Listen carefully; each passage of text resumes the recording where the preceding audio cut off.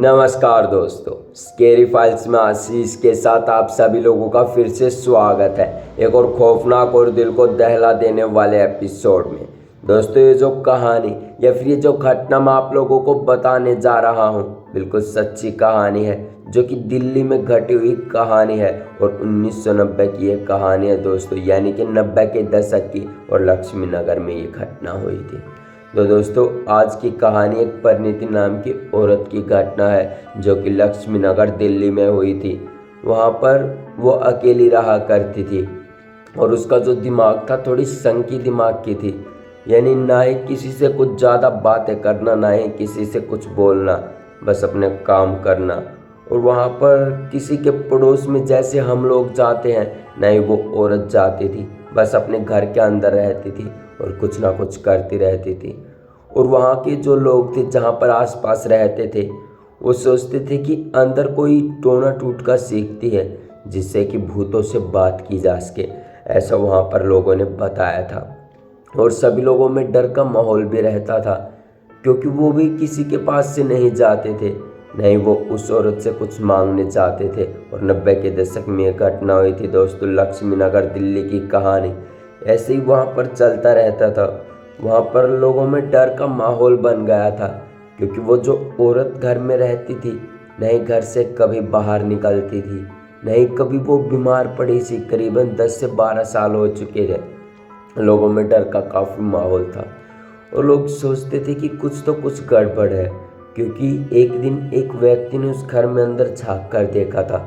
उस घर में जैसे एक व्यक्ति ने अंदर झांक कर देखा, वहाँ पर उसे ऐसा लगा कि वो जो औरत है परिणीति नाम की, जो लक्ष्मी नगर में रह रही है, वो शायद भूतों से बात करती है।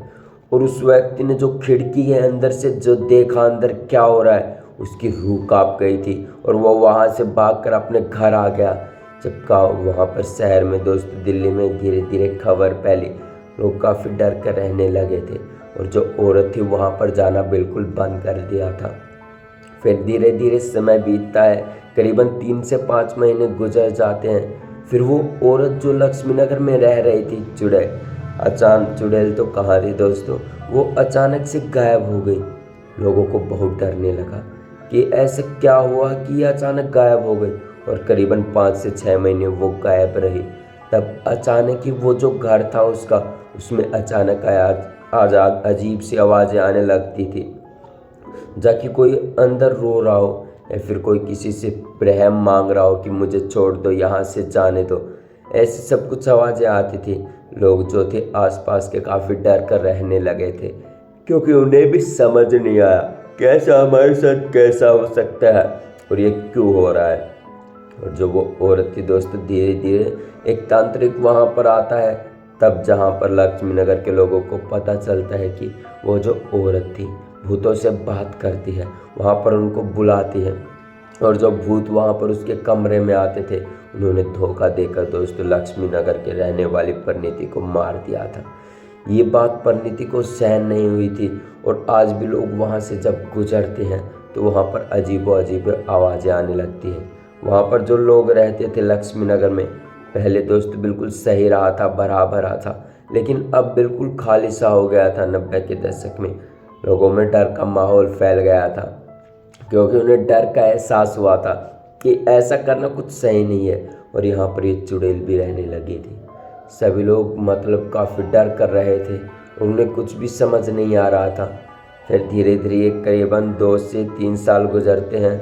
वहाँ पर एक तांत्रिक आता है, जिसे हम मोलाइक जो भी कहते हैं।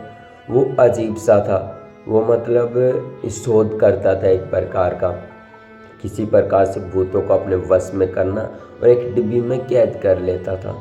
ये सब वहाँ पर लोगों को बातें पता चली तो दिल्ली के आसपास इलाकों में वो भाग कर गए और उस तांत्रिक को बड़े अच्छे से खोजा और उसको वहाँ पर लाकर खड़ा कर दिया और सारी बातें बता दी कि यहाँ पर एक औरत रहा करती थी, जो कि अपने ऐसे ही भूत प्रेतों से बात किया करती थी, ना ही किसी से ज़्यादा बात करती थी, यानी संग की दिमाग की थी, जो कि लोगों को काफ़ी अजीब भी है, रूडली बात किया करती थी। तांत्रिक इन बातों को जल्द से जल्द पकड़ लेता है और जो वहाँ पर नेगेटिव एनर्जी थी, पॉजिटिव में आप समझ रहे हो, वहाँ पर कैद कर लेता है। करीबन पूरे 6 घंटे लगते हैं उसको कैद करने में डिब्बी में। और फिर वो जहाँ पर लोग रह रहे थे वहाँ पर लक्ष्मी नगर में दिल्ली में, तो वहाँ पर सभी लोगों को सब कुछ बता देता है और थोड़ी देर में वहाँ पर बिल्कुल ही सब कुछ सही हो जाता है और लोग बड़ी खुशी वहाँ पर रहने लगते हैं और सब कुछ अच्छे से फिर से चलने लगता है। तो दोस्तों ये थी आज की कहानी जो मैंने विजिट करी है। तो कमेंट सेक्शन में कमेंट करके ज़रूर बताएं कि आपको ये कहानी कैसी लगी और ऐसी कहानियाँ सुनने के लिए चैनल को सब्सक्राइब कर ले। तब तक के लिए जय हिंद। मिलते हैं अगले शनिवार को फिर से एक और खौफनाक और दिल को दहला देने वाले एपिसोड को लेकर।